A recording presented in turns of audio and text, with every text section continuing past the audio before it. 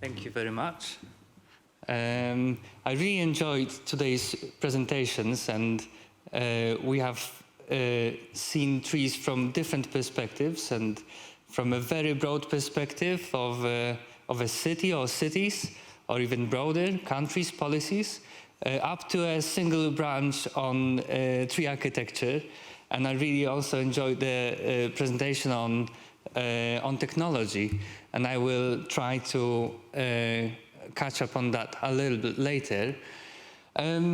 So that's what you mentioned, our cooperation. That was in 2016. We met in Białowieża. We organized a seminar called Trees, a Lifespan Approach, and that was the part of the preparation of the book. And you can see Jan Willem here, but Stefania and Giovanni are here as well. Stefania and Giovanni. Ted Green mentioned today as well, and Neville Fay, and from Arnold, Arboretum, Peter Del Tradici. That was a very, very interesting meeting. And by the way, the oak that we are standing next to, talking about the technology and 3D scan by pencil. That's what we've got here. It's a very difficult to take photographs of these trees, and this oak, look at that, 44 meters and 230 centimeters diameter. It's a huge tree. Crown volume, 13,000 cubic meters, a single tree. That's massive. So once I hope you will come to Poland, and we will be able to show you and share the experience with you. So today I want to talk about tree assessment. We as Tree Institute, tree assessment has been one of our main topics, not performing tree assessment, but teaching, creating training materials, running certification scheme, writing articles and different publications. And a couple of years ago, we thought that there is a gap in the branch, in the field of arboriculture, and we should do something about it. And we started a project funded from Erasmus+. There was 4 partners. One of them, they are called Good Stuff. They work in many projects, and they work in education. So it was interesting to see people who had no background in trees, completely no background in trees. They work in economics, they work at universities, and that was a very interesting experience that they brought into the project. And we have partners from Hungary and Latvia. What I learned from this project is how to say trees in Hungarian. Fák. That's and one tree is fa, and trees are fák. So at least lesson learned. A very important slide, and we talked about communication today a lot, and I will come back to that. And we also talked about dogs, and I think dogs were mentioned in every single presentation today. And last year we got a dog, and we love him. He's got many benefits, but also he has some disbenefits. And imagine what happens when he cuts a toe. We take him to a vet. I don't even do that with our kids. When there is a little bit of blood, I don't even think of going to a doctor. But I do that with a dog. But he doesn't have any benefits apart from a piece of meat running and barking. He doesn't have any other benefits to our neighbors. It's very different with our trees. They have benefits, and they benefit not only us, but also our neighbors. And another presentation that we maybe do in the future, 100 reasons why trees are better than dogs. But that's one of the 3 benefits. That's one of the one of the backgrounds that we need to consider when we talk about tree assessment, because we need to be more aware of tree benefits, we need to communicate better tree benefits. And when you come to a single tree, and when you are asked to assess a tree, you need to be aware also of the benefits. Another thing that is that we thought that was important when we started this project, and it's important now. You've heard about many protests and activities by non-experts, and this is an event organized by Tree Friends Forum in support for trees. And sometimes for those who are involved in arboriculture, it might be difficult to communicate with activists, because we need to be quite, we need to explain how trees react, how they grow. And now sometimes we meet people who say, yeah, I've read Peter Wohleben's book and I know a lot about trees. And I think it's good. But on the other hand, it's also challenging for us. It's a challenge for us to communicate with this language. In terms of assessment, tree assessment, it's very good because trees are on the main agenda of policymakers and politicians. That's true.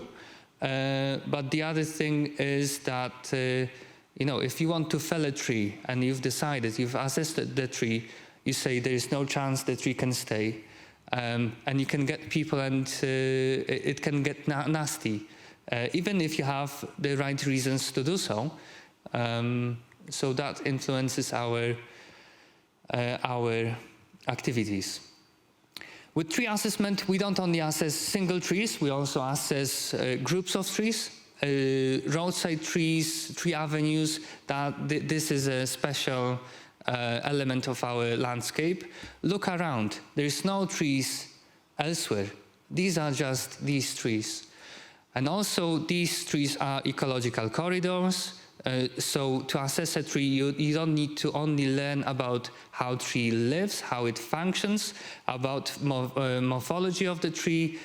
You need to also learn and be competent to assess the species associated with the tree, especially protected species, because you are by law obliged to know them. So there is the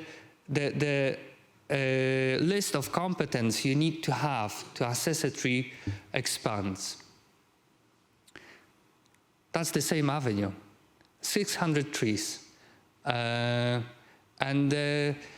another reason why we should support people who assess trees and raise the profile and make our branch better, to improve, is so that they have a better position when it comes to discussing tree-related things.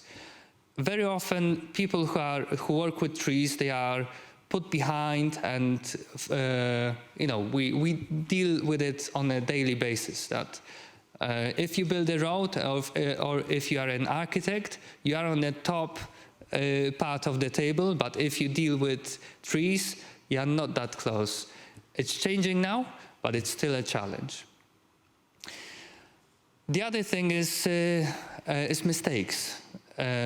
Clearly, this is a mistake by the tree assessor, tree inspector, who assessed this tree, and the signs of weaknesses on this tree are clearly visible, and they were clearly visible for the last 2 years. So it wasn't instant, it didn't happen within a week or two. So the tree had obvious signs that it wasn't doing well. And to be responsible for our actions, we need to think about the industry, what we do, and how we assess trees in terms of quality. So tree quality assessment is still a challenge. A couple months ago, I came across a case where a guy did a tomography to oak tree, monumental oak tree, the result was that the tree was fully hollow. It was empty. They felt the tree, it was solid. Clearly, something went wrong. So we feel at Tree Institute that we need to do better to support these people who have devices. Maybe they don't have the knowledge and skills yet. They have devices. They go and they assess trees. So we thought that that's important. And today, that was mentioned already. This is between 2012-15, we did a survey of a felling license. In Poland, if you want to fell a tree, you need to have a felling license. And we checked what was the reason why they felled the tree. The result of the survey that we did was that's the number of trees being removed every year. So we chose a couple of cities. It wasn't the whole country, just a couple of cities. In the felling license, you can pay for the felling license, or you can be asked to plant a tree. So out of these decisions, this is the percentage of the felling license that asked for a tree to be planted. And this is the number of trees that were controlled afterwards. So it means that trees are disappearing and they are not coming back. They are disappearing for good. And the scale is frightening. It's not, the process is just crazy. Luckily, over the next few years, at least in some of the cities, the process is being reversed slightly. In Warsaw, between 2015 and 20, 37,000 trees were removed and 46,000 trees were planted.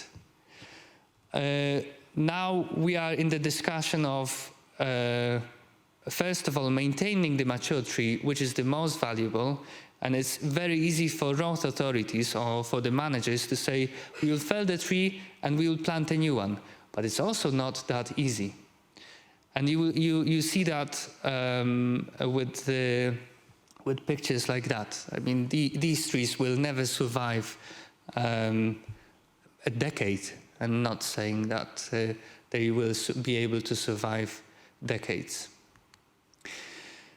So, together with the development and more market demand for tree assessment, which is mainly driven by fear, we get contracts and people get contracts to assess trees mainly because of fear that a tree will fall down. And a couple of years ago, I came across this paper by Johan Ostberg, and it opened up our eyes. Because, you know, after so many years of doing tree assessment, what new could you bring to tree assessment? And, you know, we cannot, I cannot believe how stupid it is to say that. And so we have more research, which is really, really good. And it shows that the number of parameters used in tree assessment is just enormous. So on top of the challenges that I mentioned, we have different parameters, we have different databases to work with, and different technologies, different systems, and we need to manage it somehow. And luckily, we get to have standards. I think that the last few years, at least in Europe, that was standards, years of standards. We had many documents developed, and these documents basically say how you should do it, but they don't say what competence you need to have to perform a task. So to sum up the background, what are the challenges that we have? Climate change, of course, but knowledge gap. I mentioned that when talking about the tree that had to be removed, but it wasn't, and the tree that wasn't removed, it was removed, but there was no reason to do so. And in 2019, we applied for funding from Erasmus+. We were successful with the funding, and basically what we wanted to do is to create a training program. So to go out of the box, talk to the people, think about the people, not think about trees, but think about the people who work with trees. And we decided to do it in 4 different languages: Polish, English, Hungarian, and Latvian, which was also challenging. So these are the groups that we approached in the project. I would concentrate now on the market, because I think it's important to say that there is more tools available, there is more technologies, and funding is not a problem anymore to buy something, to buy a tool, even expensive. But to have a competent person operating the tool, that's something that we need to invest more. And what we did in the project, we looked to different countries. We did a survey of training materials, trainings, different training schemes in different countries. Here you can see some familiar programs that are out there when teaching tree assessment, whether it's on basic or advanced level. When we asked where do you get the knowledge from, mainly it's non-formal and informal education. So in our part of Europe, not many universities offer courses. So these are mainly training centers who deliver the trainings, which is, I think, challenging, because at the university it's good to have a structure, because you know what you are teaching, you have the tools to create a training program, and very often in our case, the teachers are practitioners. So people who are good practitioners, they are also teaching, which is good, but it's also challenging at times, because a good tree assessor is not necessarily a good teacher. So one of the outcomes of the survey was that in most of the countries, even if it's not formally set, or even if there is no tree assessment standard or anything like that, tree assessment is divided in 2 levels: basic level and advanced. Interestingly, tree inventory is out of tree assessment. And that's what we, in the past, we were finding challenging in Poland, because there was misunderstanding between the market and the city councils, who said, I want tree inventory, thinking they want trees to be assessed. But if you think of the competence that you need to a person to have to assess a tree, this is additional set of competence you need to have. So with tree inventory, that's basic tree measurement. We say basic tree measurement, but it's not that easy. Take it, for example, tree height. You know, tree height is not an easy thing to be measured, even with the tools. And the tools that we have are quite often not used properly. And tree ID, that's another challenging thing. So tree inventory is a broad category that we have, but then we have basic tree assessment, and in all of the countries it's done in a similar way. You look and assess a tree at a single level, so you don't assess a group of trees, but that's a single level. You look at the tree from all angles, all possible angles, and you might use mallet and probe as a simple tools. With advanced tree assessment, it's not only about pulling tests and tomographs, it's also about climbing inspection, it's also about detailed veteran tree assessment. These are specialist tasks, and I think we should more clearly distinguish that tree assessment is divided into parts. So what did we achieve in the project? First of all, we created a training program. It's freely available, it's on the website, and we have a booklet, 80 pages, how your training should be structured. And for each topic that you can see here, tree inventory, these are the topics that we found when we did the survey. So these are the topics that we have syllabuses for. So everyone who is coming to a training course and everyone who is teaching the training, who is running the training, they know exactly what content they should provide. For people who work at the universities, at schools, at colleges, it is so obvious. But for training centers, that's something new. So we think that it's quite nice to have it. And the number of topics grows. Here we have remote tree survey. That's something what Josh was talking about in his presentation. So it's not that these topics are static, but this is a set of topics that should be considered. So they can be divided in different training programs, and in our materials we have a suggestion that this should take 10 days, and this should be divided in the individual trainings. So these are the two booklets that we have. Guidelines for training and syllabuses. The other thing we did was to prepare training materials, because in our survey we've noticed that we are lacking available materials. So there is a lot of scientific research that is not easy to access.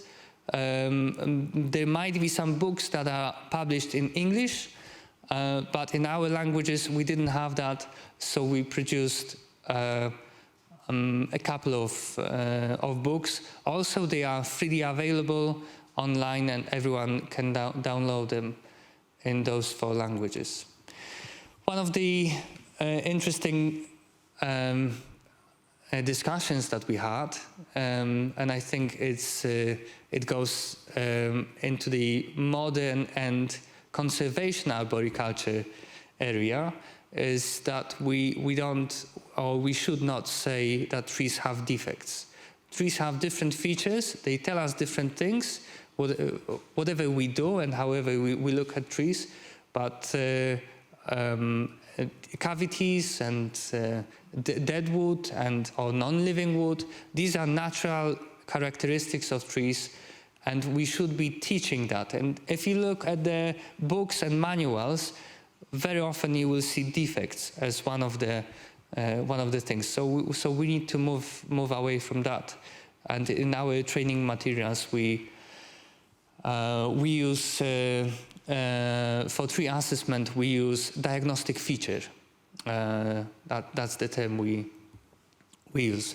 But also the number of terms we use for different things is so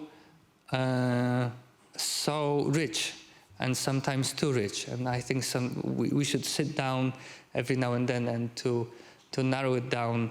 And we discussed just before the presentation the term veteran. And I think if we go to the UK, we open up the discussion, like Ted Green could stand up at the conference and say, what is a veteran tree? And he would get a different opinion from the audience, whoever was talking to. So the materials that we prepared, they covered different topics. So we have basic tree biology, and that was one of the most challenging booklets to write, to communicate with people who might not have a background in biology or forestry, to explain them how trees live. Tree physiology, wood decaying fungi, that's a good one. I've heard that in Germany, the best-selling book for arborists, that's fungi book. Valuation of trees, that's also what we will be discussing over the next days, and tree documentation, how to report. So that's on the basic level. And on advanced level, we have climbing inspection, instrumental tree assessment, and soil assessment. So these are the accompanying materials to the training program that we have. We also created a tool for certification and exams. So we have now online tool, and it helps us first of all to check the exams. We are moving away from written exams as such. First of all, it's for people who assess the exam results. You need to have a proper answer key to avoid mistakes. So it saves us some time. But the other thing is that with every exam that we do, we try to see if we check the key competence for basic tree assessment or advanced tree assessment. And this matrix, this tool has the ability to check if we are good on the task. So while working on the project, and when we compared the competences between different people involved in tree management, we see that there is not that much overlap between tree workers and tree assessors.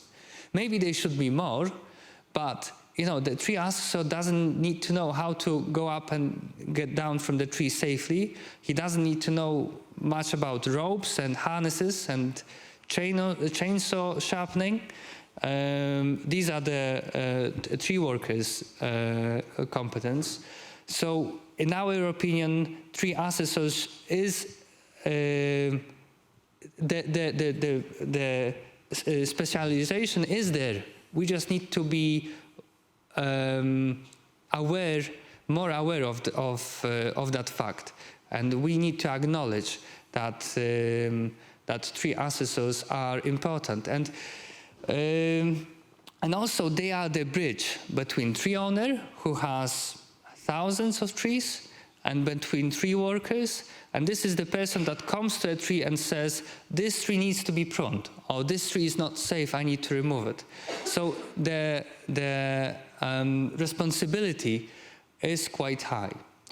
And I don't know if you are aware that there is a European database of skills competence, so-called ESCO. Did you know that? You didn't know that.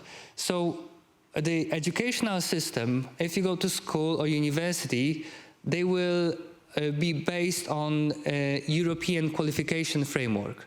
With professions, with people working professionally, this is the website you should go into. And when you read the description of tree surgeon, it's still not arborist. It's not up to date. It's out of date. And when that's the field that I think we should look more into. And I think tree assessor should be up there next to tree worker. This should be called tree worker. And there is a possibility to update it. And I think that's the next step. And I would like to ask you to participate in the process so that we create a network of European training centers and European professionals, and we go to the proper institute, to the right institution in the EU, and we say this needs to be updated. Because if a young person comes across this is not good communication, this is misleading. And the other thing is that these are the roles, some of the roles that we have, and they are quite different from each other. And I think each of these should be in the database described as as profession. Very interesting. Ted Green is promoting that in the UK, tree ecologist. So that's something also that in the UK they are pushing for, which is very interesting.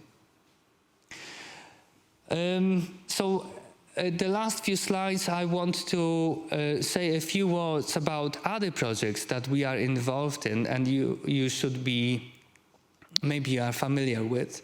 One of them is ETT qualification, European Tree Technician.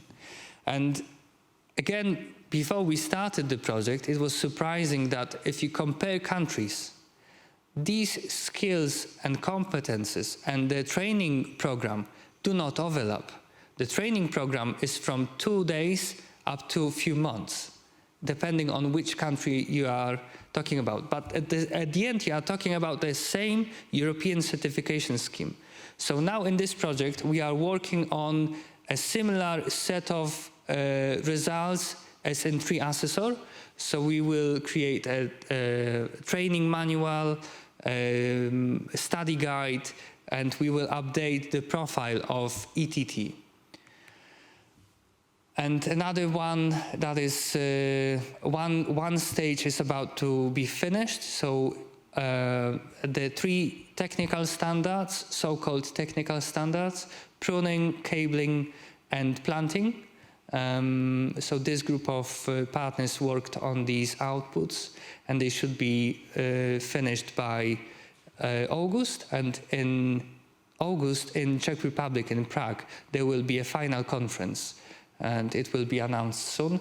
But this project has another phase, which is starting right now, and there will be 3 new standards, so-called consulting standards, and this will be tree assessment, tree valuation, and trees on the construction site. So now you can see that there is more initiatives on the European level, and I think we need some more communication to spread the news and communicate across different people.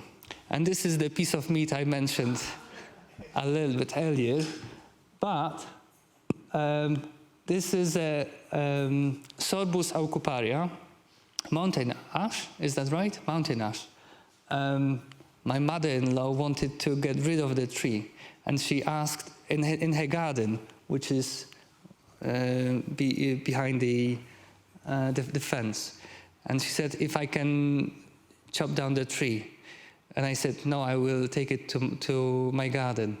And you know, we take care of the tree. We water it when it was transplanted. We watered it every week, and we paid a lot of attention to the tree.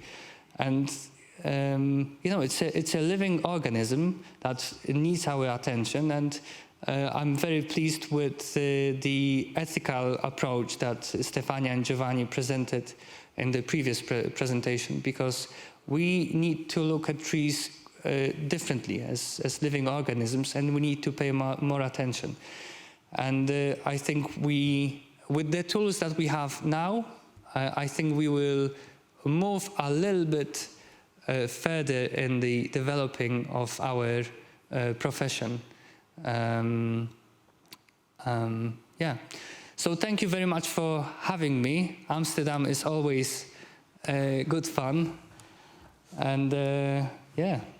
We're just getting started, Kamil. Thank you.